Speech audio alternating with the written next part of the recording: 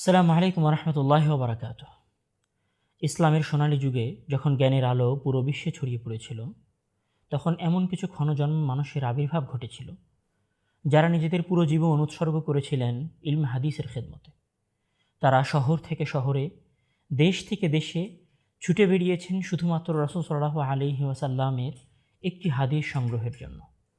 আজ আমরা জানব এমনই একজন মহামানবের গল্প, যার ইলমের সাক্ষ্য দিয়েছেন তার যুগের শ্রেষ্ঠ আলেমরা।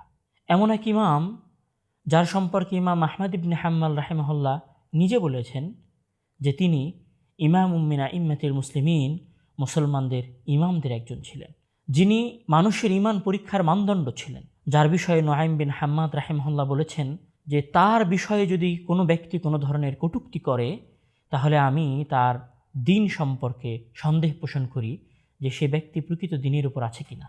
যিনি লক্ষাধিক হাদিসের হাফেজ ছিলেন, সহিহ বুখারী লেখার পেছনে যার অনুপ্রেরণা ছিল অবিস্মরণীয়। আল ইতিসাম টিভির ধারাবাহিক সিরিজ ইতিহাসের অজানা মুহাদ্দিসগণের আজকের পর্বে আমরা জানব খোরাসানের বিখ্যাত মুহাদ্দিস ইসহাক বিন ইব্রাহিম বিন মাখলাদ বিন ইব্রাহিম আল হানজালি আল মারওয়াজি রাহিমাহুল্লাহ সম্পর্কে। তার জন্ম, বেড়ে ওঠা এবং জ্ঞানের পথে তার বিস্ময়কর যাত্রার গল্পে গল্পে সোনালী অতীতের পাতা থেকে আমরা ঘুরে আসব।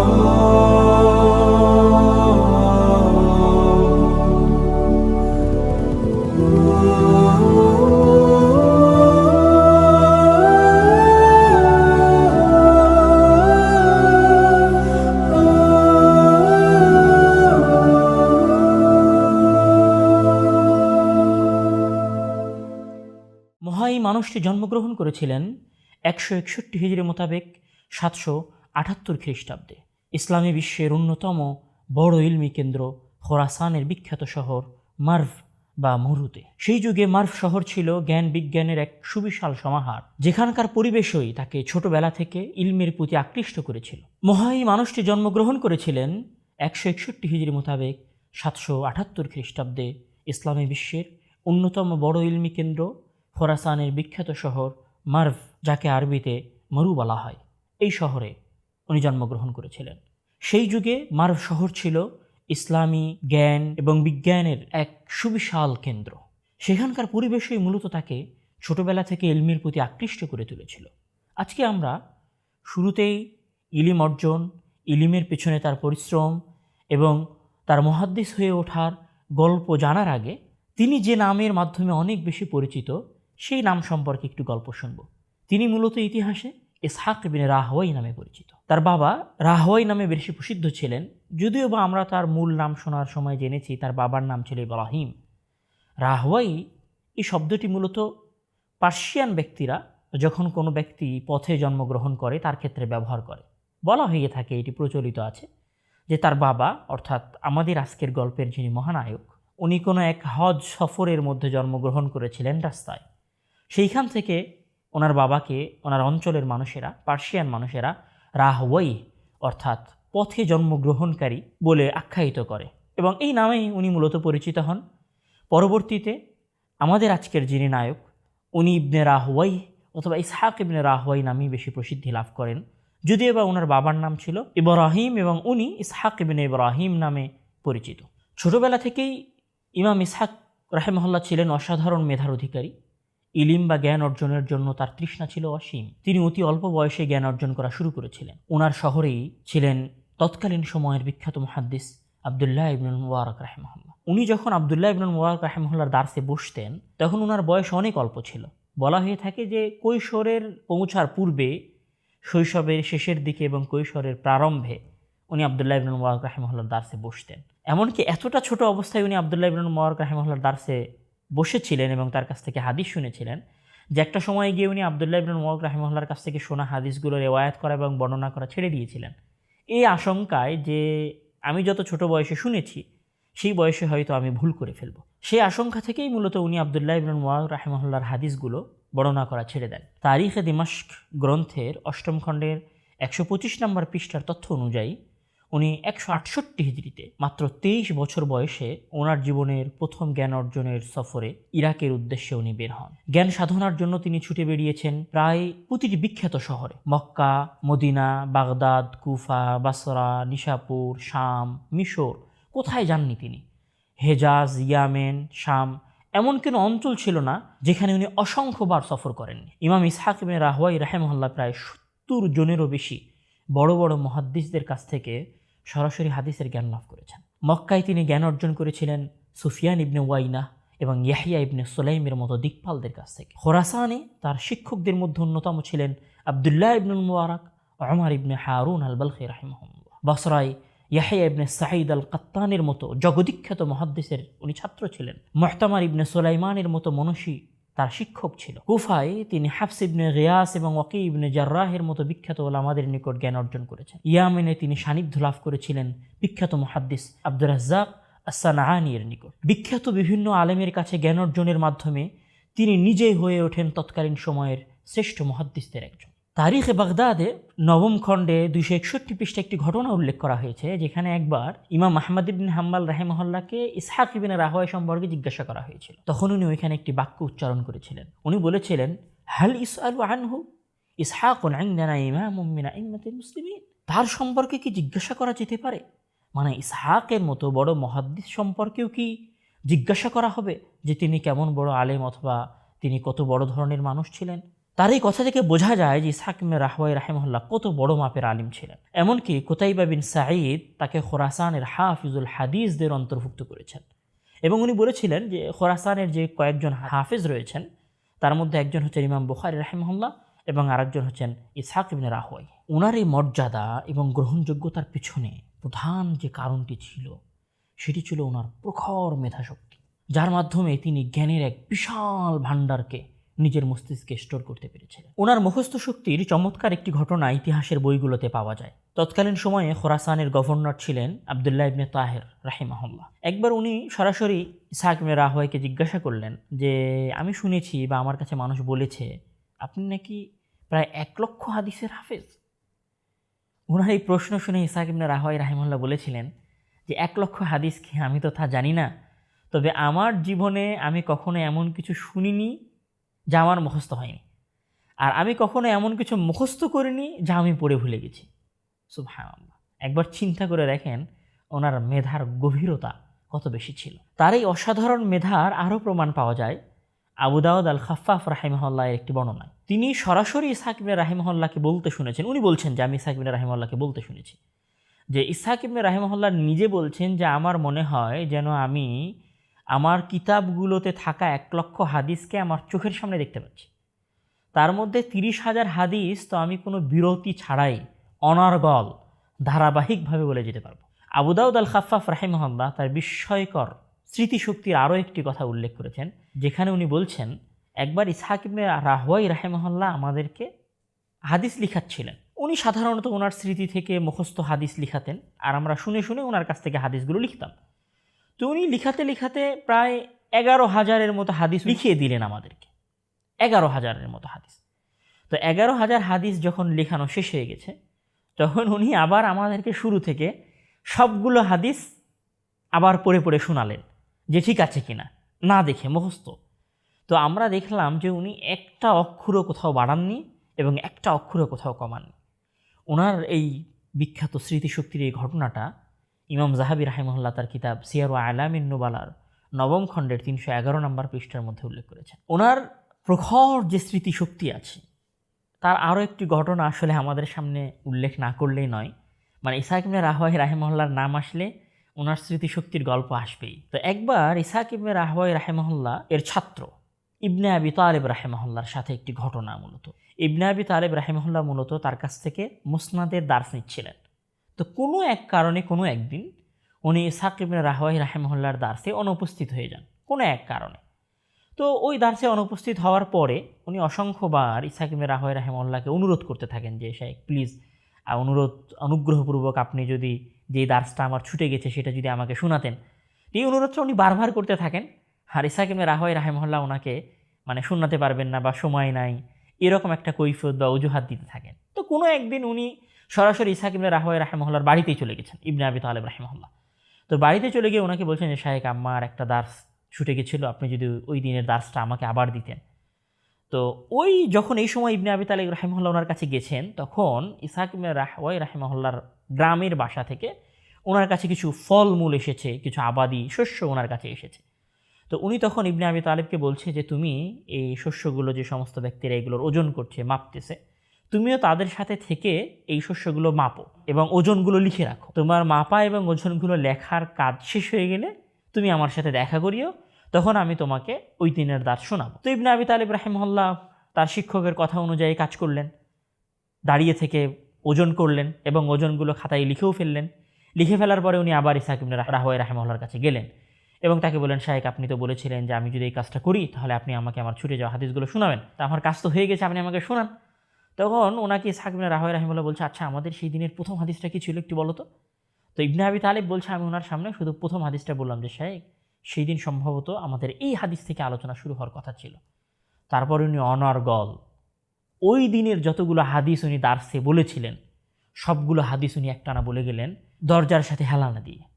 একজন মানুষের স্মৃতিশক্তি কতটা প্রখর হলে, ধরুন 1 মাস 20 দিন অথবা 25 দিন আগে দেওয়া একটা দার্স উনি জাস্ট প্রথম বাক্যটা শোনার পরে পুরো দার্স দিয়ে দিলেন। আসলে আল্লাহ প্রদত্ত বিশেষ স্মৃতিশক্তির অনুগ্রহ ছাড়া এই ধরনের মুখস্থ শক্তি লাভ করাটা আসলেই দুরূহ ব্যাপার। উনি যত বড় আলেম ছিলেন, যত বড় মুহাদ্দিস ছিলেন, এই মুহাদ্দিসের এই ঘটনা, ইলম অর্জন এবং এই স্মৃতির মাঝে ওনার এই জীবনীতে আরও কিছু ঘটনা অনেক চমকপ্রমদ এবং আমাদের জন্য অনেক পজিটিভ একটা পরিবেশ তৈরি করবে। সেটা হচ্ছে যে ইমাম আহমদ ইবনে হাম্বল রাহিমাহুল্লাহর সাথে ওনার একটা অসাধারণ সম্পর্ক ছিল।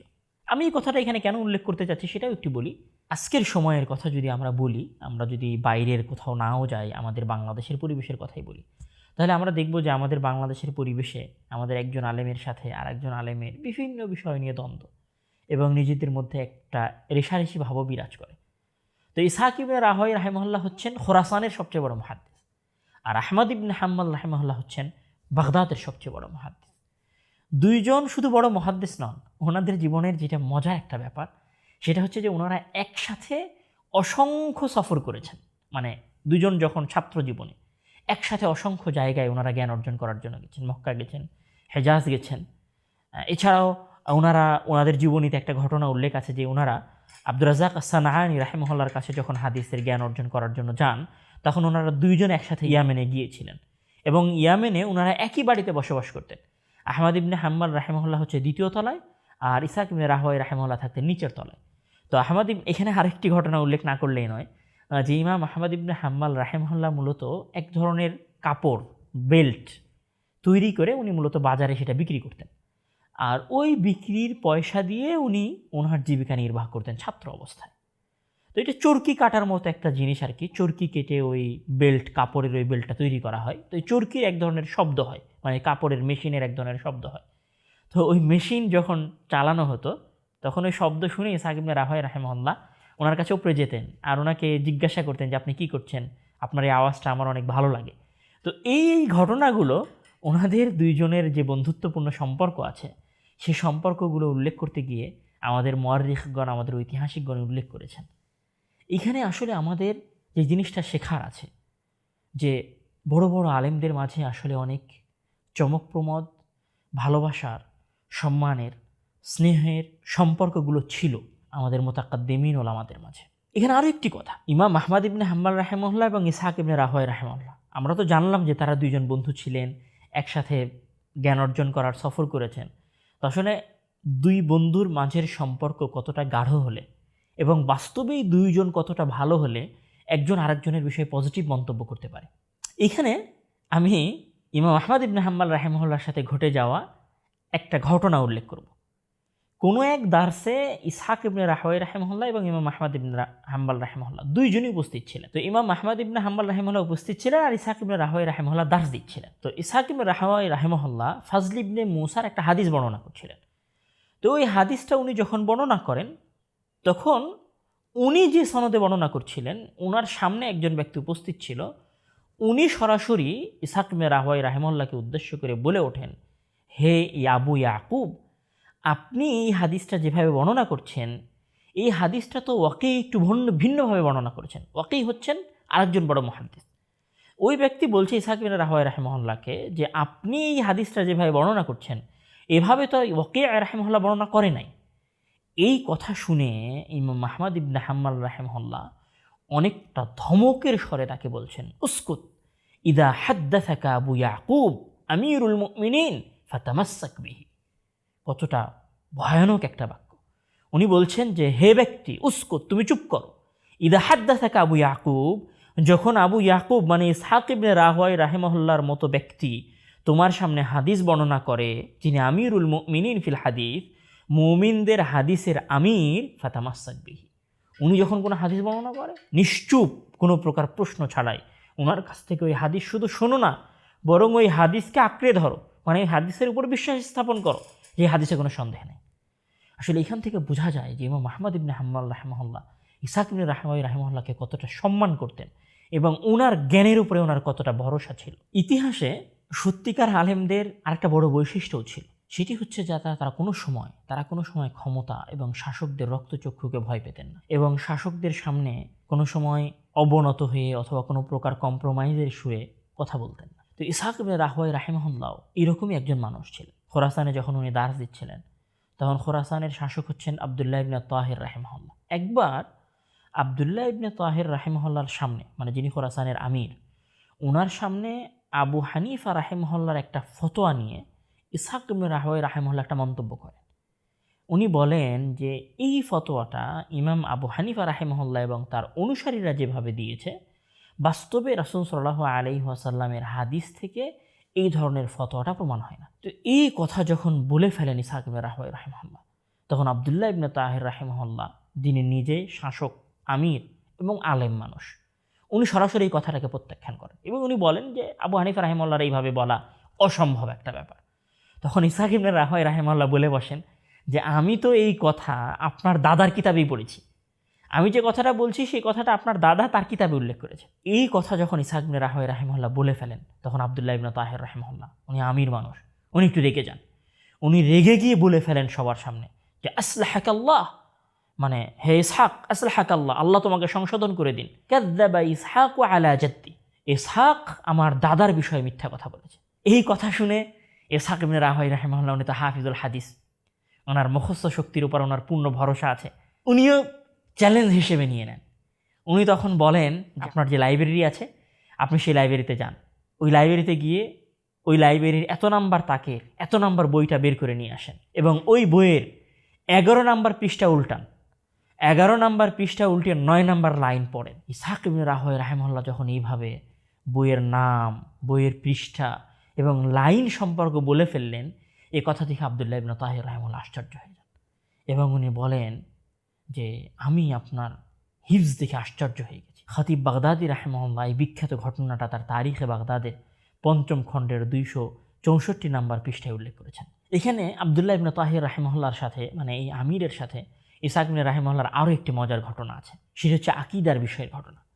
ইসহাক ইবনে রাহওয়ায় রাহিমাহুল্লাহ ছিলেন আকীদার বিষয়ে অনেক কট্টর সালাফি আকীদার মানুষ, কোনো কম্প্রোমাইজ ছিল না আকীদার ক্ষেত্রে। তো একদিন উনি আবদুল্লাহ ইবনে তাহির রাহিমাহুল্লাহর মজলিসে বসে আছেন। এই সময় প্রশ্ন উঠল নুজুল নিয়ে, যে আল্লাহ তাআলা কিভাবে 7ম আসমান থেকে নিচের আসমানে নেমে আসতে পারে। তো ওনাকে জিজ্ঞাসা করা হচ্ছে ইসহাক ইবনে রাহওয়ায় রাহিমাহুল্লাহকে, যে আপনি কি বিশ্বাস করেন যে আল্লাহ তাআলা 7ম আসমান থেকে নিচের আসমানে নেমে আসতে পারেন? এই হাদিসটি কি শুদ্ধ? তখন ইসহাক ইবনে রাহওয়ায় রাহিমাহুল্লাহ কোনো প্রকার দ্বিধা ছাড়াই দৃঢ় কণ্ঠে বলে ফেলেন যে হ্যাঁ, এই হাদিসটি পূর্ণ সহিহ।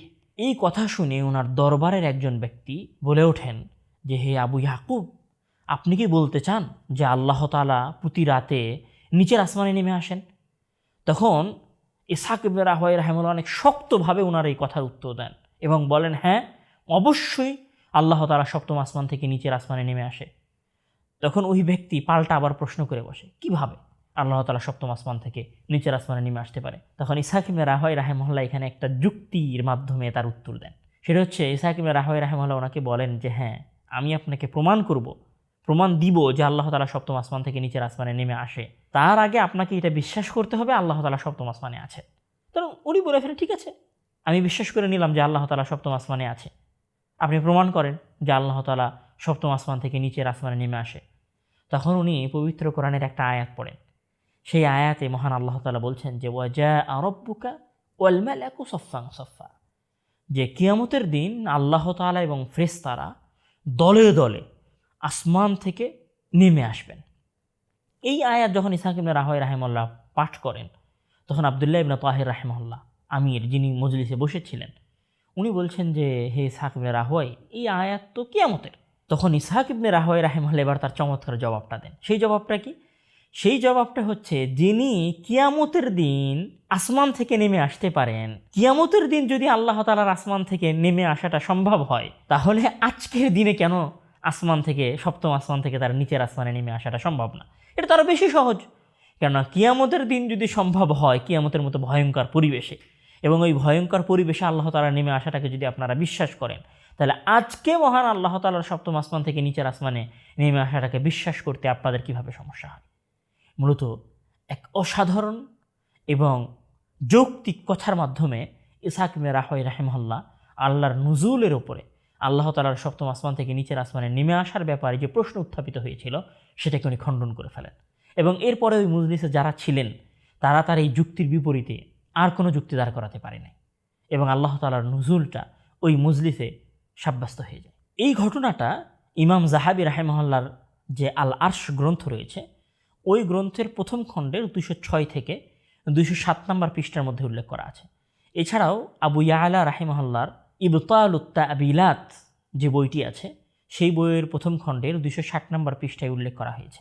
আমরা চাইলে সেখানে এই ঘটনা দেখতে পারি। যেহেতু এটা আকীদার বিষয়, সুতরাং এটির প্রতি আমাদের গুরুত্ব দেওয়া এবং এটির প্রতি আমাদের সতর্ক থাকাও অনেক বেশি জরুরি। আমি আগেও একটা কথা বলেছি যে ইসহাক ইবনে রাহওয়াই রাহিমাহুল্লাহ উনি যত বড় মুহাদ্দিস ছিলেন, তত বেশি উনি আকীদার ক্ষেত্রে কঠোর ছিলেন। যেহেতু উনি আকীদার বিষয়ে অনেক কঠোর ছিলেন, তো উনি আকীদার বিষয়ে ওনার একটা মানদণ্ডের কথা এখানে আসলে উল্লেখ না করলেই নয়। উনি বলছেন যে কোনো ব্যক্তি যদি এই ধরনের কথা বলে যে আমি এটাও বলবো না যে আল্লাহর কথা সৃষ্টি, আল্লাহর কালাম সৃষ্টি, আবার এটাও বলবো না যে আল্লাহর কথা সৃষ্টি নয়, মানে আমি কোনোটাই বলবো না, মাঝামাঝি অবস্থান করব। তো কোনো ব্যক্তি যদি এই ধরনের কথাও বলে, তাহলে সে স্পষ্ট জাহমি আকীদার ব্যক্তি। এই বাক্য থেকে বোঝা যায় যে ইসহাক ইবনে রাহওয়াই রাহিমাহুল্লাহ আকীদার ক্ষেত্রে কতটা কঠোর ছিলেন এবং কতটা আনকম্প্রোমাইজড ছিলেন উনি। ইসহাক ইবনে রাহওয়াই রাহিমাহুল্লাহ উনি যেমন বড় মানুষ ছিলেন, যেমন বড় মুহাদ্দিস ছিলেন, ওনার স্মৃতিশক্তি যেমন প্রখর ছিল, উনি যেমন শাসকদের সামনে মোনাজারা করেছেন, বাহাসে অংশগ্রহণ করেছেন, তর্ক বিতর্ক করেছেন, ঠিক ওই রকমই একটা তর্ক উনার এবং ইমাম শাফি রাহিমাহুল্লাহর মধ্যেও সংঘটিত হয়েছিল। ইমাম ইসহাক ইবনে রাহওয়াই রাহিমাহুল্লাহ যখন মক্কায় ছিলেন, তখন ওনার সাথে আহমদ ইবনে হাম্মাল রাহিমাহুল্লাহও ছিলেন। তো আহমদ ইবনে হাম্মাল রাহিমাহুল্লাহ ওনাকে বলছেন যে আপনি কেন ইমাম শাফি রাহিমাহুল্লাহর দার্সে বসেন না? ইসহাক ইবনে রাহওয়াই রাহিমাহুল্লাহ মক্কায় গেলে ইমাম শাফি রাহিমাহুল্লাহর দার্সে বসতেন না, উনি অন্য বড় বড় আলেম ওলামার দার্সে বসতেন। ওই সময় ইমাম শাফি রাহিমাহুল্লাহর চেয়েতেও বেশি বয়স্ক আলেম ওলামারা ছিলেন। তো বড় বয়স্ক আলেম ওলামা থাকার কারণে ইসহাক ইবনে রাহওয়াই রাহিমাহুল্লাহ মূলত শাফি রাহিমাহুল্লাহর দার্সকে অ্যাভয়েড করে চলতেন। তো কোনো একদিন ইমাম শাফি রাহিমাহুল্লাহর দার্সে বসে ওনার সাথে ইমাম শাফি রাহিমাহুল্লাহর দুইটি বিষয়ে বিতর্ক হয়, যেটা তবাকাতুশ শাফিঈয়া গ্রন্থের মধ্যে এই দুইটি বিতর্কের ঘটনা উল্লেখ পাওয়া যায়। একটি হচ্ছে হারামে ঘর ভাড়া দেওয়া সংক্রান্ত, আর একটি হচ্ছে পশুর চামড়াকে লবণ দিয়ে প্রস্তুত করা সম্পর্কে। তো উনি শুধু আসলে বড় আলেমই ছিলেন না, মাঝে মাঝে ওনার সময়ের বড় বড় আলেমদের সাথে উনি মোনাজারাতেও লিপ্ত হয়েছেন, এবং ইমাম শাফির সাথে মোনাজারার সেই বিস্তর ঘটনা, যেহেতু এখানে একটু মাসালার কথা আছে এই জন্য আমরা সেটা এড়িয়ে যাচ্ছি। তবে চাইলে কেউ তাবাকাতুশ শাফিয়া থেকে ইমাম শাফি রাহিমাহুল্লাহর সাথে তার মোনাজারার ঘটনা পড়ে নিতে পারে। ইসহাক ইবনে রাহওয়াই রাহিমাহুল্লাহ যেমন বড় মুহাদ্দিস ছিলেন, ওনার স্মৃতিশক্তি যেমন প্রখর ছিল, উনি যেমন অকুতভয় ছিলেন আকীদার ক্ষেত্রে, ঠিক তেমনি তৎকালীন সময়ের আলেম ওলামারা ওনাকে সম্মানও করতেন। সবার কাছেই উনি যথেষ্ট সম্মানের ব্যক্তি ছিলেন। ওনার এই সম্মানের প্রমাণ পাওয়া যায় যে ঘটনাটা ইমাম জোহালি রাহিমাহুল্লাহর সন্তান মুহাম্মদ বিন ইয়াহইয়া জোহালি রাহিমাহুল্লাহ উল্লেখ করেছেন যে 199 হিজরিতে ওনার সাথে ইসহাক ইবনে রাহওয়াই রাহিমাহুল্লাহর বাগদাদ একটি মজলিসে সাক্ষাৎ হয়, বিশাল মজলিস। সেই মজলিসে প্রায় 50 জনেরও অধিক বড় বড় আলেম ওলামা রয়েছেন। ওই মজলিসের সভাপতি এবং প্রধান বক্তা হচ্ছেন ইসহাক ইবনে রাহওয়াই রাহিমাহুল্লাহ। ওই মজলিসে উপস্থিত কারা ছিল? তাদের মধ্যে অন্তত 2-3 জনের নাম আমি বলি, তাহলে আপনি বুঝতে পারবেন যে কত বড় মজলিসের উনি সভাপতি এবং প্রধান বক্তা ছিলেন। ওই মজলিসে উপস্থিত ছিলেন আহমদ ইবনে হাম্বল রাহিমাহুল্লাহ। ওই মজলিসে উপস্থিত ছিলেন ইলমুর রিজালের শ্রেষ্ঠ পণ্ডিত ইয়াহইয়া ইবনে মাহিন রাহিমাহুল্লাহর মতো ব্যক্তিরা। এই রকম বড় মজলিসে উনি সভাপতিত্ব করতেন, আর এই রকম বড় মজলিসে উনি প্রধান বক্তা হিসেবে বক্তব্য রাখেন। এটা প্রমাণ করে যে উনি শুধু বড় আলেম ছিলেন না, বড় মুহাদ্দিস ছিলেন না, বরং তৎকালীন যুগের আলেমদের কাছে উনি অনেক সমাদৃত ছিলেন এবং গ্রহণযোগ্য ব্যক্তি হিসেবে ছিলেন। এবং বলা হয়ে থাকে যে ঘটনাটা ইমাম বুখারী রাহিমাহুল্লাহ নিজেও উল্লেখ করেছেন, সেটি হচ্ছে যে ইমাম বুখারী রাহিমাহুল্লাহ তার সহিহুল বুখারী যে লিখেছেন, এটি মূলত ইসহাক ইবনে রাহওয়্যা রাহিমাহুল্লাহ থেকে অনুপ্রাণিত হয়ে লিখেছেন। উনি ইসহাক ইবনে রাহওয়্যা রাহিমাহুল্লাহর ছাত্র। ইমাম বুখারী রাহিমাহুল্লাহ ইসহাক ইবনে রাহওয়্যা রাহিমাহুল্লাহর দার্সে বসেছিলেন। তো ওই দার্সে অনেকটা আফসোসের সুরে ইসহাক ইবনে রাহওয়্যা রাহিমাহুল্লাহ তার ছাত্রদেরকে উদ্দেশ্য করে বলেন যে তোমাদের কেউ যদি রাসূল সাল্লাল্লাহু আলাইহি ওয়াসাল্লামের বিশুদ্ধ হাদিসগুলোকে, মানে সকল হাদিসগুলো থেকে শুধুমাত্র বিশুদ্ধ হাদিসগুলোকে বাছাই করে একটি বইয়ের মধ্যে জমা করে ফেলতো, ইমাম বুখারী রাহিমাহুল্লাহ বলছেন যে তার এই কথাটা ওয়াকা ফি কলবি, আমার হৃদয়ে বসে যায়, আমার হৃদয়ে ঢুকে যায়। এই কথা থেকেই মূলত আমি সংকল্প করি যে আমি একটি বই লিখব, যেই বইটি হবে শুধুমাত্র রাসূল সাল্লাল্লাহু আলাইহি ওয়াসাল্লামের সবচেয়ে বিশুদ্ধ হাদিস দ্বারা সংকলিত। আর তারপর আমি সহিহুল বুখারী লেখা শুরু করি। তো আমরা বলতে পারি যে সহিহুল বুখারীর মতো গ্রন্থ লেখার পেছনে যার হাত ছিল, যার অবদান ছিল, তিনি হচ্ছেন ইসহাক ইবনে রাহওয়্যা রাহিমাহুল্লাহ। শুধু এইটা নয়, তিনি ইমাম বুখারীর মতো ব্যক্তিকে, ক্ষুরধার মেধার অধিকারী ইমাম বুখারীর মতো মুহাদ্দিসকে উনি প্রভাবিত করতে পেরেছিলেন ওনার কথার দ্বারা। তাহলে ওনার জ্ঞান এবং ওনার ব্যক্তিত্বের কতটা প্রভাব ছিল ওনার ছাত্রদের সামনে এবং তৎকালীন আলেম ওলামাদের সামনে। আজকের আমাদের এই পর্বে মহান এই মুহাদ্দিস, জগদীখ্যাত ইমাম, তার জীবনে কিছু গুরুত্বপূর্ণ গ্রন্থ লিখে গিয়েছিলেন, যেমন আল মুসনাদ, আত তাফসির, আস সুনান। এগুলো ছিল তার সুমহান গ্রন্থগুলোর মধ্যে। তবে ইতিহাসের একটি বিশাল আক্ষেপের বিষয় হলো সময়ের পরিক্রমায় এবং সংরক্ষণের অভাবে তার এই অমূল্য গ্রন্থগুলো পরিপূর্ণভাবে আমাদের কাছে পৌঁছেনি। প্রখ্যাত হাফিজুল হাদিস ইবনে হাজার আল আসকালানী রাহিমাহুল্লাহ তাহযীব ও তাহযীবের মধ্যে এই কথাগুলোই আক্ষেপের সহিত বলেছেন, এবং ইসহাক ইবনে রাহওয়্যা রাহিমাহুল্লাহর মতো জগদীখ্যাত মুহাদ্দিসের বইগুলো অসংরক্ষিত হওয়ার কারণে তিনি আফসোস এবং কষ্ট প্রকাশ করেছেন। জ্ঞানের সন্ধানে পুরো পৃথিবী চষে বেড়ানো এই মুসাফির জীবনের শেষ প্রহরগুলো কাটিয়েছিলেন খোরাসানের নিশাপুর শহরে। ইলমের আলো ছড়াতে ছড়াতেই একসময় ঘনিয়ে আসে তার বিদায় বেলা। 238 হিজরি মোতাবেক 853 খ্রিস্টাব্দের 14 শাবান রাত্রে 77 বছর বয়সে ইসলামের ইতিহাসের জগদীখ্যাত ইমাম, হাদিসের উজ্জ্বল নক্ষত্র, পুরো মুসলিম উম্মাকে কাঁদিয়ে মহান রবের ডাকে সাড়া দিয়ে এই দুনিয়া থেকে বিদায় নেন। ইসহাক ইবনে রাহওয়্যা রাহিমাহুল্লাহ ছিলেন একাধারে একজন মুহাদ্দিস, একজন ফকিহ, আলেমদের চোখে যার সম্মান এবং মর্যাদা ছিল অতুলনীয়, যিনি তার সাথী এবং বন্ধুদের কাছে ছিলেন সম্মান এবং মর্যাদার ব্যক্তিত্ব।